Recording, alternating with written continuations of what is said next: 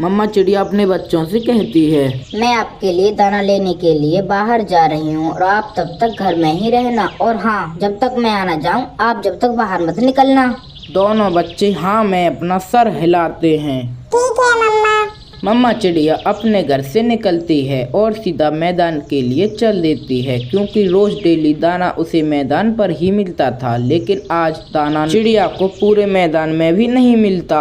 शायद सारा दाना दूसरे पक्षी उठा ले गए हैं। अब मुझे घने जंगल में जाना चाहिए। मम्मा चिड़िया घने जंगल की सोच में निकल पड़ती है और घने जंगल में पहुँच के वह पूरे जंगल में भटकती है। चारों कोने छानने के बाद भी उसे एक भी दाना नहीं मिलता है और अब वह फैसला लेती है कि वह आगे वाले जंगल में जाएगी। आगे वाले जंगल की सोच में वह एक पेड़ पर जाके बैठ जाती है। मुझे जाना होगा, मुझे अपने बच्चों के पेट भरने के लिए दूसरे जंगल जाना होगा। मम्मा चिड़िया उड़ने लगती है और वह एक लंबी उड़ान भरती है और वह नए जंगल में आ जाती है। वह जंगल मम्मा चिड़िया के लिए एकदम नया था। उड़ते उड़ते मम्मा चिड़िया को शाम हो जाती है और तभी उसे एक पेड़ के नीचे दाना पड़ा हुआ दिखाई देता है। चिड़िया उसके पास आती है और दाना उठाकर घर की तरफ चल देती है। लेकिन अंधेरा ज्यादा होने की वजह से मम्मा चिड़िया को पता ही नहीं चलता कि वह उल्टी जंगल की तरफ ही चल देती है। मम्मा चिड़िया एक पेड़ पर जाती है। पेड़ पर आने के बाद वह अपना दाना एक टहनी पर रखती है और चारों ओर देखती है। अंधेरा बढ़ रहा था। हाय रे मेरी किस्मत, मैं तो गलत दिशा में आ गई हूँ। अब मैं घर कैसे जाऊँगी? मैंने तो इस जंगल के रास्ते भी नहीं देखे हैं। कुक्कू भैया, रात हो गई है लेकिन मम्मा अभी तक लौट के नहीं आई। पहले तो कभी मम्मा ने इतना टाइम नहीं लगाया। शायद मम्मी रास्ता भूल गई होंगी।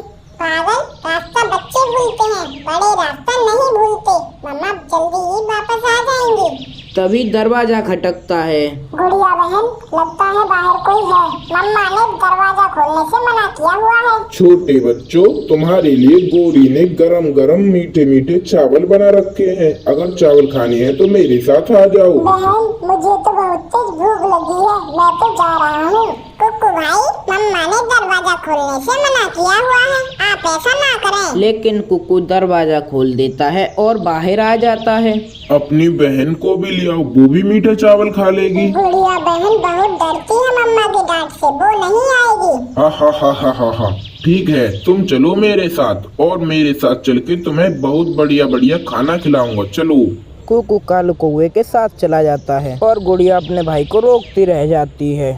और मम्मा चिड़िया झाड़ियों में छुपी बैठी थी, क्योंकि वो जानती थी कि वह अंधेरे में कभी रास्ता ढूंढ नहीं पाएगी। मेरे बच्चे, ए ऊपर वाले, मेरे बच्चों की रक्षा करना। एक माँ खुद इतनी मुसीबत में थी, लेकिन उसे बार बार अपने बच्चों का ही ख्याल आ रहा था। इसे कहते हैं माँ की ममता। लो, ये मीठे चावल खा लो, ये मैंने बहुत ही स्वाद से बनाए हैं। कुक्कू गौरी से मीठे चावल लेके खाने लगता है। कुक्कू ने थोड़े से ही मीठे चावल खाए थे कि वो बेहोश हो जाता है, क्योंकि कौओं ने मीठे चावलों में बेहोशी की दवा जो मिला रखी थी। लो, हो गया काम। अब एक काम करो कालू, जल्दी से इस कुक्कू के बच्चे को उस बोरी में बंद करके जल्दी से चेल चाची को दिया और उनके घर से महीने भर का अनाज ले आओ। ये पागल बच्चा तो हमारी बातों में आ गया। अब हमें पूरे महीना भोजन की चिंता नहीं रहेगी। कालू कौवा कुक्कू को बोरी में डालता है और रात के अंधेरे में जंगल में निकल पड़ता है। जब बहुत देर तक कुक्कू घर नहीं आता है तो उसकी बहन गुड़िया कौवे के घर पर जाती है और उसके घर पर जाकर दरवाजा बजाती है। गोरी दरवाजा खोलती है। क्या तुम भी मीठे चावल खाने आई हो? नहीं, मैं अपने भाई को लेने आई हूँ। मेरा भाई कहाँ है? वो तो पेट भरकर मीठे चावल खाकर यहाँ से कब का चला गया है। आप झूठ ना बोले, मेरा भाई अभी तक घर नहीं पहुँचा। वो कहाँ है? वो मुझे नहीं मालूम, वो तो मीठे चावल खाकर यहाँ से चला गया और तुम भी आके मीठे चावल खा लो। नहीं, आप अपने मीठे चावल अपने पास ही रखें। गुड़िया वहाँ से चली जाती है और पड़ोसी तोते अंकल के पास आ जाती है। अंकल, मेरी मम्मी सुबह से खाना लेने गई है, लेकिन अभी तक घर लौट के नहीं आई और वह कौवा मेरे भाई को पता नहीं कहाँ ले गया है। वो दुष्ट कौवा बहुत बुरा है। कुक्कू ने उसके साथ जाने की बहुत बड़ी गलती की है। चलो हम दोनों से जाकर ढूंढते हैं। फिर मिट्ठू तोता गुड़िया के साथ जाता है और रास्ते में उन्हें कबूतर मिल जाता है। रुको, आप दोनों इतनी रात को कहाँ जा रहे हो? यार कबूतर, कालू कौवा गुड़िया के भाई को कहीं ले गया है। अभी मैंने देखा कि कालू कौवा एक बोरी उठाकर कहीं जा रहा था। कहीं कालू कौवे ने उस बोरी में मेरे भाई को तो नहीं दबा रखा? प्लीज अंकल मेरी मदद करो। चुप कर जाओ गुड़िया बेटी, हम आपके साथ हैं। फिर कबूतर और तोता दोनों गुड़िया के साथ जाते हैं और कबूतर दूसरे रास्ते से जाकर कौवा को रोक लेता है। कालू कौवे, इस बोरी में क्या है? मैं तुम्हें क्यों बताऊं? तुम क्या चाचे लगते हो जो बताऊं? पीछे से मिट्ठू तोता और गुड़िया बेटी भी पहुंच जाते हैं। मामे हैं या चाचे, लेकिन हम तुम्हें कुकू को ऐसे लेकर नहीं जाने देंगे। मिट्ठू आगे बढ़ता है और कौवे से वो बोरी छीनने लगता है। दोनों में लड़ाई होने लगती है। कबूतर और गुड़िया भी तोता का साथ देते हैं और कौवा वहां से पिटू के भाग जाता है। कबूतर जब बोरी खोलता है तो उसमें से कुक्कू बेहोश हालत में निकलता है। गुड़िया अपने भाई को देखकर रोने लगती है। गुड़िया बेटी चुप कर जाओ, आपका भाई बेहोश है, ये ठीक हो जाएगा। कबूतर कुकू को उठा लेता है। फिर मिट्ठू और कबूतर गुड़िया और कुकू को उनके घर तक छोड़ने आते हैं। गुड़िया बेटी, अब अपने भाई का ध्यान रखना, अब मुझे चलना होगा। मैं भी चलता हूँ बेटी, मेरे बच्चे भी घर में अकेले हैं। अंकल बहुत बहुत धन्यवाद, अगर आज आप नहीं होते तो ना जाने क्या हो जाता। और इधर दूसरी तरफ मम्मा चिड़िया झाड़ियों में पूरी रात बिताती है और आखिरकार पूरी रात बीत जाती है और फिर वह सुबह अपने घर के लिए रवाना हो जाती है। अंधेरे की वजह से रास्ता ना मिल रहा था, लेकिन दिन के उजाले में मम्मा चिड़िया को रास्ता देखना कठिन नहीं पड़ रहा था। कुकू भी होश में आ चुका था। मैं कहाँ हूँ? आप ठीक हैं भाई? अगर हम लोग सही टाइम पर नहीं पहुँचते, आप चील के पेट में होते। फिर कुकू को सारी बात याद आ जाती है। मैंने जैसे ही मीठे चावल खाए, मैं झट से बेहोश हो गया और फिर कालू को आपको बोरी में डालकर चील चाची के पास ले जा रहा था, लेकिन उसने मेरी मदद मिट्ठू तोता और तोते ने की थी। ये सुनकर कुकू रोने लगता है। मेरी बहन ने मेरी जान बचाई। तभी खिड़की से गुड़िया दूर से अपनी मम्मा को आते हुए देख लेती है। दोनों बच्चे खुशी से भागकर घर के बाहर आ जाते हैं। चिड़िया दाना लाकर अपने बच्चों के पास रखती है। मम्मा, आप कहाँ थी रात से? बच्चों, मैं दूसरे जंगल चली गई थी कि मैं रास्ता भटक गई। देखा, मैंने कहा था ना कि मम्मा रास्ता भटक गई होंगी। तुम्हारी बात मम्मा को बताऊं, जो रात को तुम रास्ता भूल गए थे। कुकू अपना सर झुका लेता है। गुड़िया बहन, मैं अब कभी ऐसा नहीं करूँगा। हाँ, जरूर कोई शरारत की होगी। फिर गुड़िया, कुकू और उसकी मम्मा दोनों अंदर आ जाते हैं और गुड़िया उन्हें सारी बात बताती है। मम्मा, जो बड़ों की बात नहीं मानते, वो हमारे कुकू भाई की तरह हमेशा मुसीबत में फंसते हैं। कुकू हंस के बोलता है, और जिसकी गुड़िया जैसी बहन हो, उसे भला क्या हो सकता है। फिर वो सब हंसने लगते हैं। तभी मम्मा कहती है, बच्चों, तुम्हें पता है कि मैं जंगल से लौट आई और कुकू भी अब कौवे के जाल से मुक्त हो गया, तो सभी बच्चे लाइक और सब्सक्राइब करेंगे क्योंकि वो खुश हो गए हैं। और सभी बच्चे लाइक और सब्सक्राइब कर दो।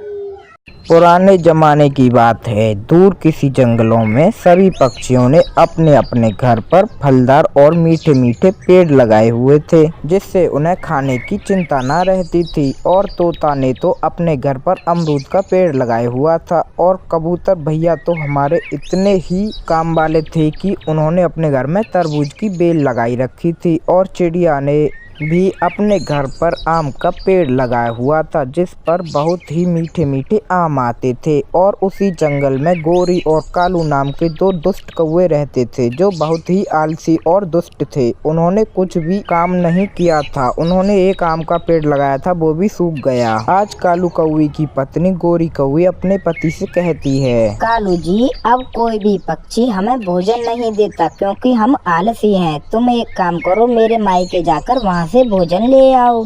ठीक है, कुछ रोटियां बनाकर मेरे साथ बांध दो, अगर रास्ते में भूख लगी तो खा लूंगा। हाँ, मुझे पहले ही पता था कि तुम भूखे पेट नहीं उड़ सकते, इसलिए मैंने पहले ही बांध दी हैं रोटियां। अब तुम जाओ। फिर कालू कौवा अपनी पत्नी से रोटी लेता है और घर से निकलता है। रास्ते में उसका पूरा ध्यान सिर्फ रोटियों पे ही जा रहा था। वह कहता है, भूख भी लग रही है, मैं पहले इस पेड़ के नीचे बैठकर रोटी खा लेता हूँ, फिर बाद का सफर बाद में करूँगा। ऐसा सोचकर कालू कौवा रोटी खाने के लिए पेड़ के नीचे बैठ जाता है और वो अभी रोटी खाना शुरू ही किया था कि तभी वहाँ पर बूढ़ी चिड़िया आ जाती है। अबे बेटा, मैं इस सूखे पेड़ के तने में रहती हूँ, मैं कल से भूखी हूँ, मुझे कुछ खाने को दो। कौवा था तो बहुत आलसी, लेकिन उसमें से एक रोटी उस बूढ़ी चिड़िया को दे देता है और कहता है, लो बूढ़ी माँ जी, मेरे पास 2 रोटियां हैं, एक आप खा लो, एक मैं खा लेता हूँ। बूढ़ी चिड़िया कौवे से रोटी लेकर खा लेती है। तुम बहुत अच्छे कौवे हो, मैं तुमसे बहुत खुश हुई हूँ। मैं तुम्हारी एक इच्छा पूरी कर सकती हूँ बेटा, बताओ क्या मांगना चाहते हो? ये सुनकर कौवा बहुत खुश होता है। सच? क्या सच में माँ जी? हाँ कौवे बेटा, मांगो, तुम क्या चाहते हो? तो माँ जी, मेरे घर के पास एक आमों का पेड़ है जो सूखा हुआ है, आप उसे हरा कर दें और उस पर मीठे मीठे आम आने लगे। जाओ कौवे बेटा, तुम घर जाओ, तुम्हारे घर पहुँचने से पहले पहले तुमने जो मांगा है तुम्हें मिल जाएगा। कालू कौवा खुश होकर घर जाता है। कालू कौवा को दूर से ही अपने आमों का पेड़ दिख जाता है। वह बहुत खुश होता है और अपने घर पर आकर गोरी को चिल्लाता है, गोरी, ओ गोरी, जल्दी बाहर आओ। गोरी भी घर से बाहर आ जाती है। हाय, मैं मर गई कालू जी, ये हमारा पेड़ हरा भरा कैसे हो गया और इस पर मीठे मीठे आम कैसे आने लगे? फिर कालू कौवा अपनी पत्नी को सारी बात बताता है। मैंने उस बूढ़ी माँ जी को एक रोटी दी और उन्होंने उसके बदले मेरी एक इच्छा पूरी की। अब तो खुश हो जाओ, अब खाने की चिंता नहीं रहेगी। कालू जी, अब तो हम मजे मजे से मीठे मीठे आम खाएंगे। रात को गोरी अपने घोंसले में लेटी हुई थी तो गोरी कालू से कहती है, पति जी, एक बात बोलूं? हाँ बोलो बोलो गोरी, क्या बात है? ये घर बहुत पुराना है, क्या होगा अगर वो बूढ़ी चिड़िया हमें एक नया और सुंदर घर दे दे? हाँ, इसके लिए तो मुझे कल फिर उसी जगह पर रोटी लेके जाना पड़ेगा। मैं भी कालू जी, मैं भी साथ जाऊंगी। फिर दूसरे दिन वो ऐसा ही करते हैं। कालू की पत्नी एक रोटी बनाती है और वो पति पत्नी रोटी लेकर घर से निकलते हैं। फिर कालू और गोरी उसी पेड़ के नीचे आके बैठ जाते हैं और रोटियां खोल लेते हैं और फिर कालू उस बूढ़ी चिड़िया को आवाज देता है, बूढ़ी माँ जी, आ जाओ, मैं तुम्हारे लिए रोटी लाया हूँ। कालू जी, क्या बूढ़ी चिड़िया आएगी? वो सामने वाले तने में रहती है वो बूढ़ी माँ जी, वो मेरी आवाज सुनकर जरूर आएंगी। फिर उसी पेड़ के तने में से वो बूढ़ी चिड़िया निकल के आती है। कौवे बेटा, मुझे तो आज भूख नहीं है। माँ जी, आप खाकर तो देखें, आज मैंने देसी घी का पराठा बनाया है खास आपके लिए। फिर गोरी के कहने पर वह बूढ़ी चिड़िया रोटी खा लेती है। बोल बोल बूढ़ी माँ जी, अब बोल भी। गोरी दिल ही दिल में ऐसा कहती है, कौवे और कौवी, मैं एक रोटी के बदले सब पक्षियों की एक इच्छा पूरी करती हूँ, मांगो, तुम क्या मांगते हो? घर, नया घर बना दे हमारे लिए, ऐसा घर जो पूरे जंगल में किसी का ना हो और सभी पक्षी देखकर हैरान रह जाएं और मेरे मायके वाले भी खुश हो जाएं। गोरी बिना सांस लिए सब बोल देती है। आप वापस जाओ, आपके जाने से पहले पहले नया घर बन जाएगा। ये सुनकर कौवा और कोई बहुत खुश होते हैं और वो वापस आ जाते हैं। उनका घर नया बन चुका था, जिसे देखकर कौवा और कोई बहुत खुश होते हैं। चिड़िया, कबूतर और तोता कौवे का नया घर देखने आते हैं। कालू और गोरी, ये कैसे आपने नया घर बना लिया? क्यों छोटी चिड़िया, हमारा नया घर नहीं हो सकता? हमने आज ही दूसरे जंगल के एक लकड़हारे से बनवाया है ये घर। कालू, अगर इतने ही पैसे हैं तेरे पास तो मेरा उधार ही चुका देते। कालू चुप रहता है मगर गोरी बोलती है, ओए गंदी आंखों वाले मोटे कबूतर, चुप कर। अब हम पहले जैसे आलसी कौवे नहीं रहे, अब हम अमीर कौवे बन गए हैं। लौटा देंगे तुम्हारे पैसे भी। और हाँ, तू मोटी चोंच वाले तोते, अपनी चोंच जरा बंद ही रखना, कहीं नजर न लगा देना मेरे घर को। सब पक्षी शर्मिंदा होकर वहाँ से चले जाते हैं। गोरी और कालू नए घर में चले जाते हैं। नए घर में गोरी तो कभी इधर उछल रही थी। कालू जी, मेरी माँ तो ये घर देखकर खुश हो जाएगी। मत भूलो गोरी कि ये सब मेरी वजह से हुआ है। तुम तो मेरे सुंदर काले कौवे हो। अब मेरी एक और बात मान लेना। बताओ पत्नी जी, अब क्या बात है? कल हम फिर एक रोटी लेकर जाएंगे और बूढ़ी माँ से मेरे लिए सोने के गहने लेंगे। कालू चुप रहता है। दूसरे दिन गोरी सुबह सवेरे ही कालू को उठा लेती है। कालू जी, मेरे सुंदर पति जी, मैंने रोटी बना ली है, चलो मेरे साथ चलो। रोटी लेकर कौवे फिर से उड़ते हैं और उसी पेड़ के नीचे आकर बैठ जाते हैं और बूढ़ी माँ को आवाज देने लगते हैं। माँ जी, आप जल्दी से आ जाएं, आज मैं आपके लिए पराठा लेके आई हूँ। नहीं कवि बेटी, आज मैं तुम्हारी कोई इच्छा नहीं पूरी कर सकती, क्योंकि अब मेरी शक्ति खत्म हो गई है। ये सुनकर गोरी बहुत निराश हो जाती है। बेटी, ये पराठा तुम मुझे दे दो, मैं इसे किसी गरीब पक्षी को दे दूंगी और तुम मुझे बुखार की दवा ला दो। ये कहकर बूढ़ी चिड़िया पेड़ के तने में चली जाती है। बुढ़िया कहीं की, चलो कालू, अब हम घर चलते हैं। अब हमें इस बुढ़िया से क्या लेना देना। फिर वो वापस घर आते हैं, मगर जब वे घर आते हैं तो देखते हैं कि उनका नया घर एकदम टूट गया था और पेड़ भी सूख गया था और कालू और गोरी वहीं पर रोने लगते हैं। कालू, बहुत बुरा हुआ, जो आया था सब चला गया। वो बूढ़ी चिड़िया वहाँ पर आ जाती है। लालची और खुदगर्ज पक्षियों का यही अंजाम होता है। ऐसा कहकर वो बूढ़ी चिड़िया गायब हो जाती है और गोरी और कालू वहीं पर रोने लगते हैं। तो दोस्तों, हमें कभी भी लालच नहीं करना चाहिए। बिना लालच किए इस वीडियो को लाइक और चैनल को सब्सक्राइब कर देना।